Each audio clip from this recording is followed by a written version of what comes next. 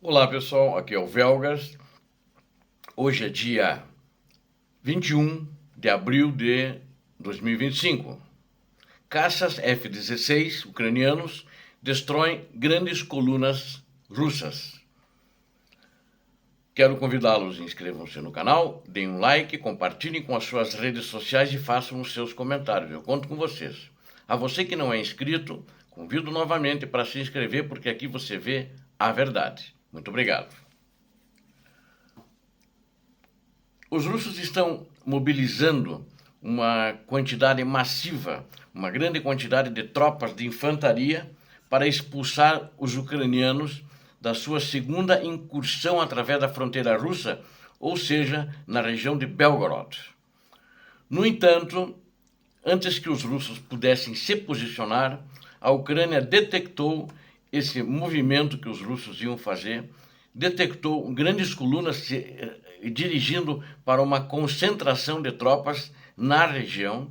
Os ucranianos fizeram uma série de ataques aéreos com caças F-16 e eliminaram as concentrações de tropas da Rússia, destruindo completamente a possível resposta que eles iam dar para a Ucrânia.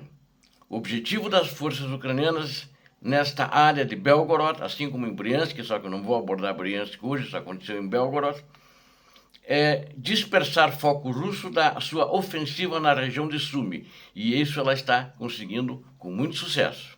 Então ela não está deixando massivamente uma concentração na direção de Sumy para fazer esse ataque contra as posições ucranianas. A principal desvantagem ucraniana em Sumy é que os russos estão também concentrando o seu antigo contingente de Kursk, né? E a Ucrânia notou isso, justamente ela invadiu Belgorod para justamente distrair os russos e mandarem contingentes de Kursk para a região e daquela tropa que iria atacar a Ucrânia, né? A Sumy, digo, então na região de Belgorod. E ela também conseguiu esse intento com muito sucesso. Ao expandir esse combate para terrenos mais favoráveis de Belgorod, as forças ucranianas estenderam as linhas russas e obtiveram uma vantagem tática. Ao contrário do norte de Sumy, Belgorod oferece uma rede maior de estradas secundárias. Complica os esforços russos para monitorar e direcionar a logística ucraniana. Lá é uma região de florestas também, muitas florestas que são densas, fornecem uma ampla cobertura para movimentos de tropas, posições ocultas, armazenamento de equipamento, munições, logística. Então isso favoreceu muito a Ucrânia e aí deixou a Rússia preocupada e ela teve que correr atrás da Ucrânia, está correndo ainda e não está conseguindo detê-los, os ucranianos. Além disso, a Ucrânia já destruiu também pontes e travessias de rios importantes na área, enfraquecendo ainda mais a limitada rede logística russa. A rede logística russa, em todo o teatro de operações, está muito mal. Nós já vimos isso em outras, que transportam até em burros, mulas e cavalos. Então não vou abordar porque já abordei esse tema em outros vídeos também. Então as condições perfeitas para que a Ucrânia fique um tempo longo ali na região de Belgorod estão formadas, né? Soldados ucranianos, inclusive, compartilharam vídeos deles movendo forças adicionais, ou seja, trazendo reforço para a região de Belgorod através da fronteira e consolidar adequadamente suas posições recém-conquistadas. Bom, eu acho que essas filmagens e essas postagens, que teriam que ser um segredo militar, mas a Ucrânia fez questão de divulgar justamente para preocupar e amedrontar os russos, principalmente a tropa russa que está com moral muito baixo. Aí os comandantes russos entenderam que não dá para deixar os ucranianos consolidarem seus ganhos, que vai levar um grande esforço, muito custoso como foi em Kursk, e vai ser muito cansativo para eles retomarem a área. Em resposta, enviaram reforços para a frente de batalha, entrando diretamente na estratégia da Ucrânia. No entanto, esses deslocamentos foram muito prejudicados, severamente prejudicados, porque a Ucrânia começou a destruir várias travessias de rios, várias estradas, pontes em estradas, né? Então não deixava que as rotas de transporte previsíveis fossem usadas pelo exército russo. E aí, depois disso, começou a destruir as concentrações de tropas, ou até aquelas tropas que estavam indo para as concentrações, lá na região de Belgorod, começou a atacá-los com a aviação ucraniana, que deu um prejuízo e muitas baixas muito grandes para a Rússia. Na localidade de Goptarilka, soldados russos estavam escondidos em porões de 2 casas residenciais, inclusive, e antes deles serem atingidos por um ataque de precisão ucraniano, poderosas explosões lançadas pela Força Aérea Ucraniana. A gente tinha uma concentração naquelas duas edificações e tinha bastante tropas ali. E a Ucrânia detectou, bombardeou e ela eliminou a maioria dos soldados que estavam ali. Foguetes e bombas GDAM, né? Que também são bombas guiadas, que lançou e destruiu totalmente esse, vou chamar de um posto avançado, né? Que eles estavam ali, na realidade não era um posto avançado, eles estavam ali concentrados, escondidos, para que, quando recebessem ordem, se juntassem a algum dos ataques contra as forças ucranianas. Não chegaram a combater, pelo menos nesse evento, porque a aviação ucraniana, os F-16, destruíram a localidade onde eles estavam e, consequentemente, a maioria deles sofreu baixas pesadas, né? Drones de reconhecimento também rastrearam movimentos de russos.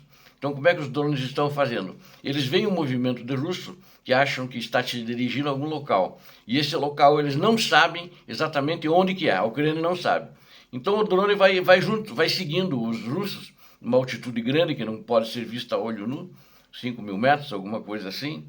E aí vai seguindo e quando eles chegam no ponto, provavelmente muitas vezes lá já tem um posto de comando, tem uma série de coisas. Aí o drone manda as coordenadas para a base, né?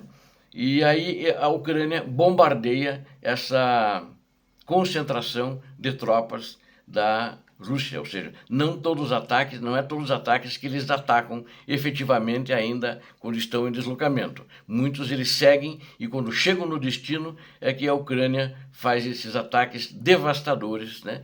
Inclusive destruindo armazenamento de munições, de equipamentos russos muito rapidamente, incendiando as localidades e também tendo muitas baixas e muitos feridos, né? Muitos feridos aí, a maioria dos feridos, não digo, e a maioria das tropas que ficam lá não conseguem sair vivos, né? O alcance estendido da Ucrânia já está em 28 quilômetros dentro da região de Belgorod. E isso permite que os pilotos ucranianos atinjam alvos na região ali, nas imediações, mais profundos na retaguarda russa, né? Eles estão entrando naquela região onde tem as concentrações, mais do que esses 28 quilômetros. E houve casos que, por exemplo, os aviões atacaram 5 caminhões russos que estavam transportando soldados para a linha de frente ali em Belgorod. Na realidade, aquilo lá já virou uma linha de frente, onde 60 soldados russos foram mortos. E soldados que nunca chegaram a entrar em combate, eram soldados novos, recentemente recrutados. As forças ucranianas, elas também têm alvejado complexos de trincheiras russos, né? Elas procuram identificar onde elas têm as posições defensivas ali, que tem soldados russos, eles estão atacando. E também as linhas de árvores, né? Normalmente as posições defensivas são em linhas de árvores, e as trincheiras também são em linhas de árvores, digo, né? E elas usaram várias bombas de precisão GDAM, que são bombas que atingem, inclusive, fortalezas com uma precisão devastadora e trazem muitas mortes, trazem muito prejuízo de material bélico e logística de uma maneira geral. O objetivo, então, tem sido eliminar tropas russas entrincheiradas também, para enfraquecer as posições da Rússia, e também eliminar o máximo possível de tropas nessas trincheiras ou em qualquer região que esteja próxima às posições da Ucrânia. E com isso ela espera também estar forçando rotações de unidades russas e interromper as operações planejadas do inimigo. Esses ataques sugerem que os ucranianos já têm neutralizado muitos alvos, inclusive de maior valor na retaguarda, e agora possuem a capacidade operacional para conduzir ataques aéreos com precisão, com confiança, mesmo em posições fortificadas na linha de frente da Rússia, ali na região de Belgorod. Obrigado a vocês que assistiram a esse vídeo, conto com você, inscreva-se no canal, dê um like, compartilhe com as suas redes sociais e faça os seus comentários. Eu conto com você para inscrever-se no canal, porque aqui você vê a verdade. Muito obrigado. Deus abençoe vocês, Deus abençoe a Ucrânia, Deus abençoe o Brasil. Paz e bem, paz para toda a humanidade.